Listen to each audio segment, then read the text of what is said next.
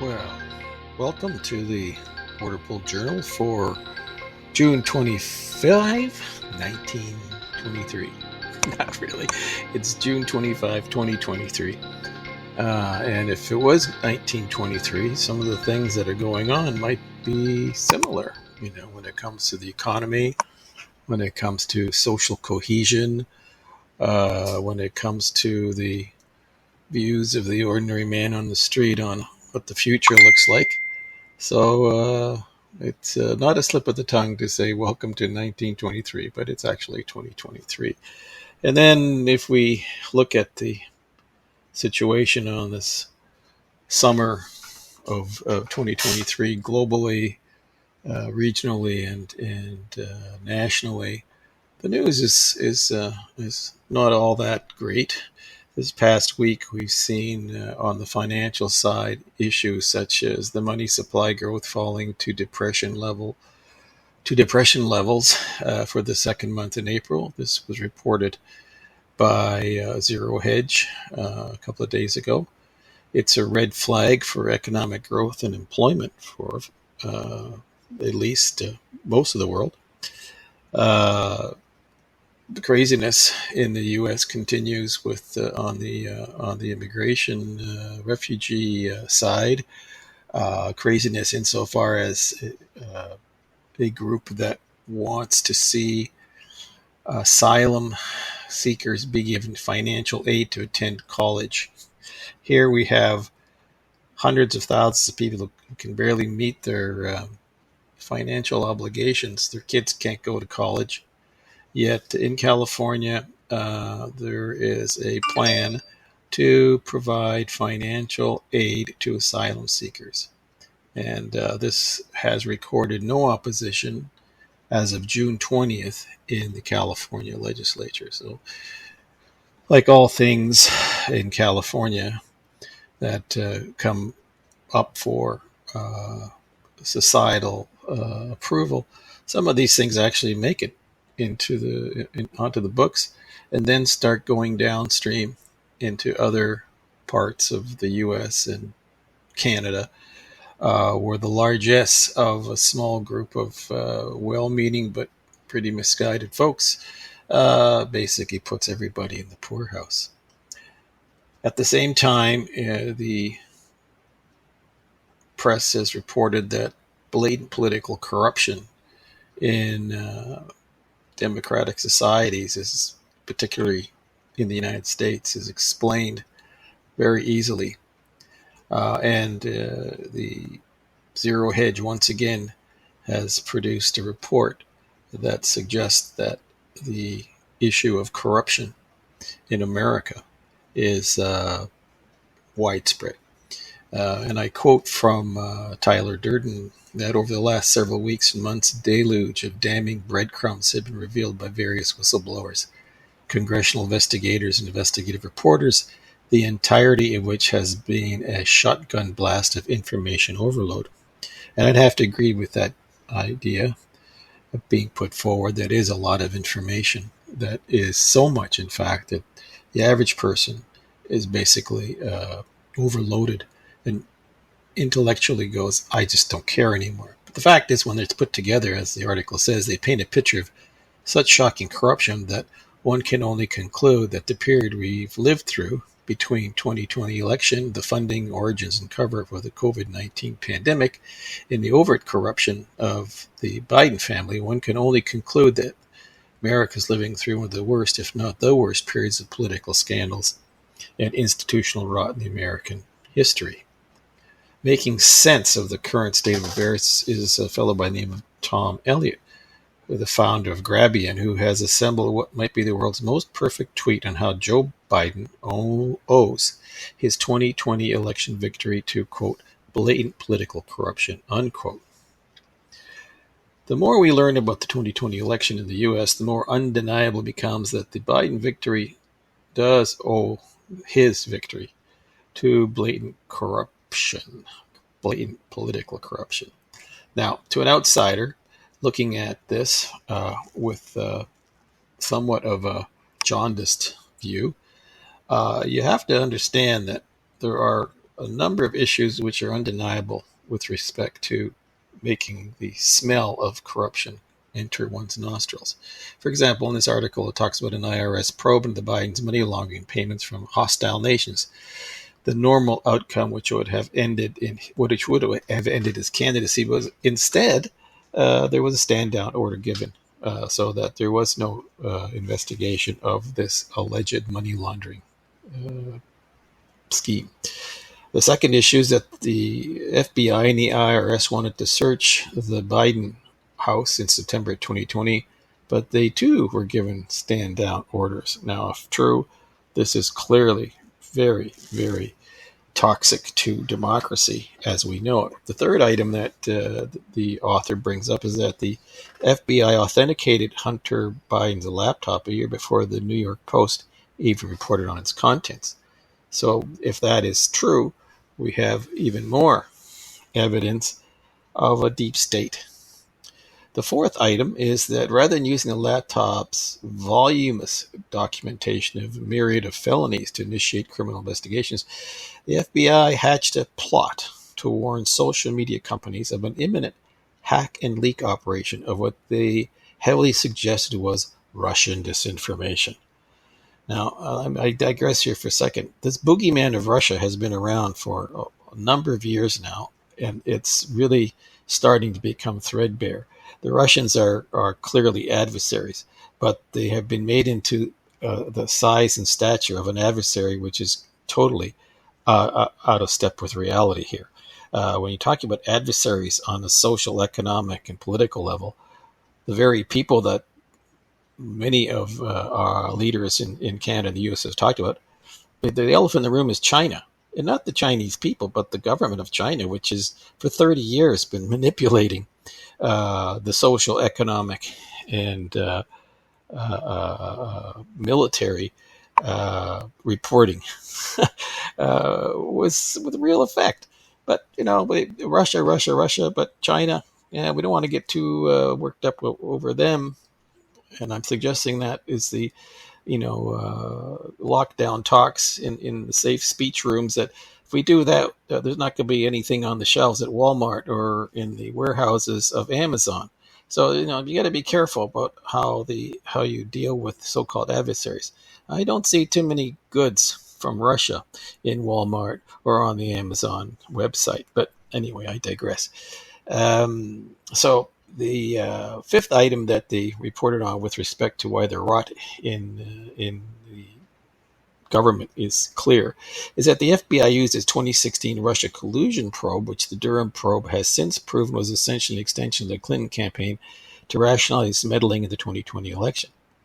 The sixth idea, dreamt up by the FBI, is that they conducted influence operations with various reporters at major newspapers to convince them that the forthcoming damaging reporting about Biden that they knew was true was in fact not. Now, this is so Orwellian. It's true, but you're going to report it as not true because we're the law enforcement body that is going to tell you that it's not true, and you will report it as not true, even though you know it's true. What kind of doublespeak is that? My goodness. The seventh item was that the FBI was spying on Rudy Giuliani when he shared the laptop's content with the New York Post. Well, that's not a surprise. I mean, let's face it.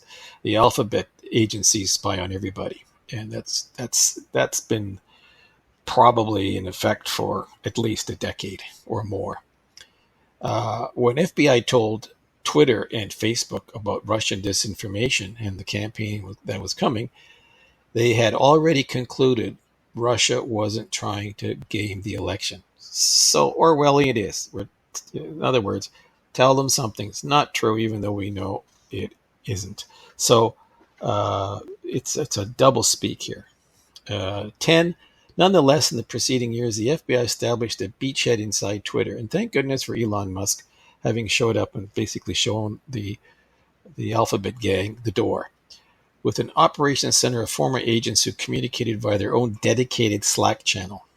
These agents, including Jim Baker, the FBI's former top counsel who played a central role in the FBI's Trump/Russia scam, as well as Comey's former chief of staff, Don Burton, who started the FBI's Russian collusion probe. So there's just the points just start becoming like a basketball game, where the winning team is just racking up point after point after point, and the losing team looks very poor. Point 11, the CIA in collusion with the Biden campaign seeded disinformation, claiming the laptop was itself Russian disinformation. Really? The major media used this as a pretext to avoid reporting on its contents and instead attack those who were. 12, the FBI also arranged a meeting with Senators Grassley and Johnson about supposed Russian disinformation in Hunter Biden. 13. The FBI then used this briefing with senators to justify quashing their own agents' probe into the Biden corruption. Well, that's clever. And then when the story broke mere weeks before the election, one that polling later indicated would have altered enough Democrat votes to send Trump to a second term, both Twitter and Facebook orchestrated an unprecedented and frankly undemocratic mass censorship program. We all remember it, but it's been forgotten by the population that really has the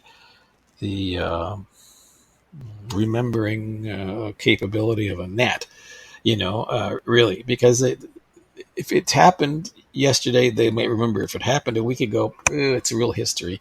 And the whole business of the Trump Biden election in 2020 is so far back in history that most people are either set in their way saying they hate Trump's guts, or they absolve Biden of all his foibles and missteps and frankly lying. That's where we are today, at least from the outside looking in. When Twitter initially resisted the censorship story, it was Jim Baker who convinced them to do so, despite the FBI knowing for a year that the information was true. Point 16, in December 2020, after the operation's success and Biden's, quote, victory, the FBI agents working at and with Twitter celebrated the outcome. Imagine that. We were successful at screwing up the election. This is America's preeminent law enforcement agency celebrating their involvement in an election. This is really not good for democracy, no matter how you look at it. You can be a rabid Democrat, or you can be a rabid Republican, but you know what? When you do this, it's going to come around and bite you in the backside, because these are the sorts of people who really don't care whether you're on the left or the right of any political issue. They're in it for the power and the glory for whatever reason. At the time Trump was being impeached for asking Ukraine to investigate Biden's alleged corruption in Ukraine, how handy is that in today's news, of course, the FBI and IRS already knew that the Bidens had indeed laundered more than $10 million from Burisma via fake companies and dozens of bank accounts, while at the same time, Vice President Biden had used U.S. aid as leverage in getting the Ukrainian prosecutor investigating Burisma fired. And everybody remembers, those of us who like to remember historical videos, where the president, or then the vice president, was quite animated on a video about how he basically told the Ukrainians what to do, and son of a bitch, they did it. P.S. That's nothing to say of the Democrats orchestrating state-by-state campaigns to change voting rules to enable widespread adaptation of voting boxes.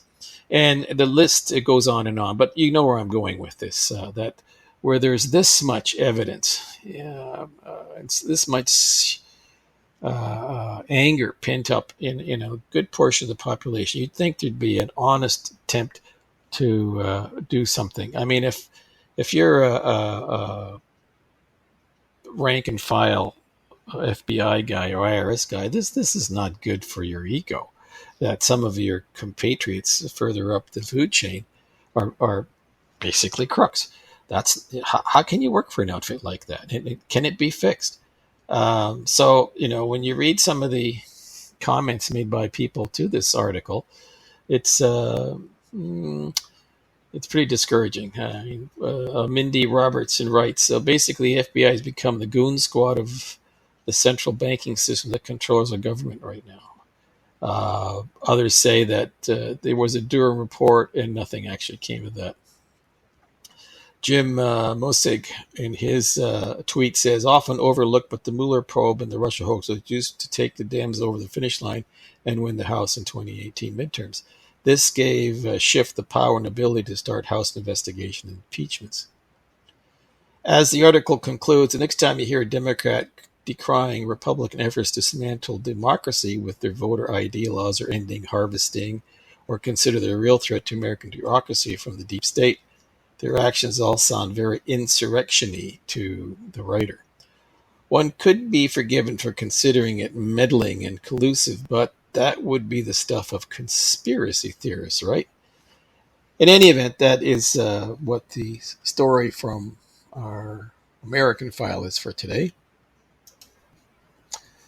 Now, the next part of our review of the week in the podcast focuses on the migration issues in North America, which have continued to percolate under the radar as this corruption scandal in the U.S. is well and truly being discussed, at least in one half of the media and the political spectrum. One of the impacts of the flood of migrants into the United States has been the number of children flooding into the U.S. schools. In a story written in the Washington Examiner this morning, June 25th, they were very clear as to what the problem was with this business of children of immigrants who've entered the United States illegally and who are overtaking public schools, with some districts reporting that over 80% of the student population are from immigrant homes. The Examiner says that a new analysis of Census Bureau data said that 29% of public school students from immigrant households were from those headed by an illegal immigrant. And because of the delay in census data, that calculation doesn't even account for the historic surge of illegal immigrants since President Biden moved into the White House. Probably the most important issue when it comes to immigration is how many people should be allowed in the country. The impact on public schools would seem to be one of the most obvious areas where numbers matter, says the report from the Center for Immigration Studies, which is a critic of the president's open borders policies. The center noted for its analysis of data and its reporting that, quote, mapping the impact of immigration on public schools, unquote, is an eye-opening review of how the children of immigrants are challenging education. Because along with the surge in immigrant children comes the language issues and a poor population that force school districts to provide much more aid, such as food. And some schools with a supermajority of immigrant children, and some with schools with a supermajority of immigrant children, the report noted, said assimilation into U.S. society becomes an issue. Among the key findings from the report were these. First, the 11 million public school students in 2021 from immigrant-headed households, legal and illegal, accounted for nearly 1 out of 4 students in public schools. That's almost 23%, according to their study. This is double the 11% in 1990 and more than triple what it was in 1980 at 7%. The next point was that in 2021, 32 million, or 29% of public school students from immigrant households were from households headed by an illegal immigrant. Another point was that immigration has added disproportionately to the number of low-income students in public schools. In 2021, 21% of public school students from immigrant households lived in poverty, and they accounted for 29% of all students living below the poverty line. This is not what one would say is a healthy immigration, refugee, adaptation, intake program. And this similar issues are showing up in urban centers in Canada as well, where systematically the schools are having to adapt to the surge of immigrant kids, with the consequence of the same issues having to come up with language training programs, hiring additional staff to look after it, to deal with the issues of assimilation and poverty, and so on and so forth. So it's not something that just happens in the US.